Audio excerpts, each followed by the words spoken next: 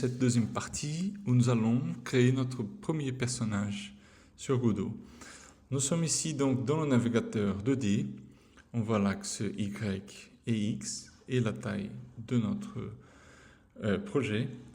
Et nous allons tout de suite créer une nouvelle scène 2D.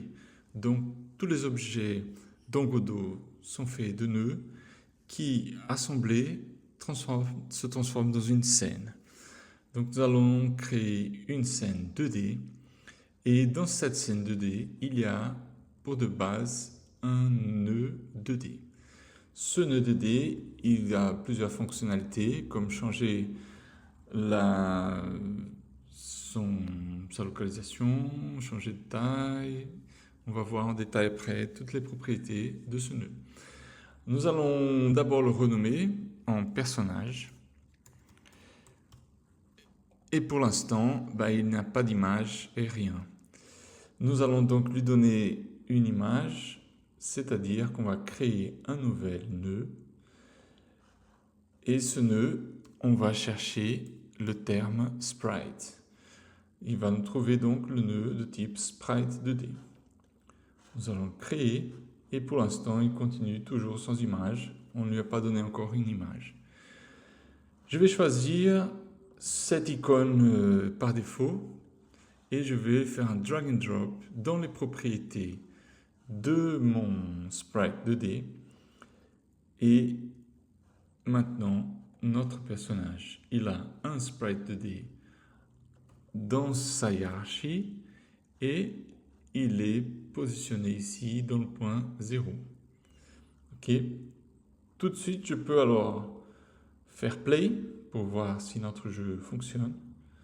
Il va d'abord nous demander d'enregistrer et dire que cette scène de personnage qu'on vient de créer est la scène principale. Je vais dire oui. Donc il nous demande d'enregistrer. Il prend le nom que j'ai proposé pour le nœud et je dis save. Donc voilà, notre jeu tourne. Le personnage est dans le point 0. Comme son origine est au centre de l'image, il est donc coupé.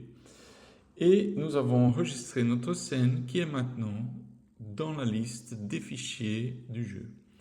C'est un archive de type TSCN.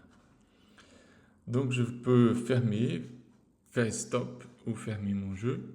Donc je vais faire stop ici. Et je peux avec le bouton gauche de la souris déplacer ce personnage. Je vois maintenant que les pixels augmentent.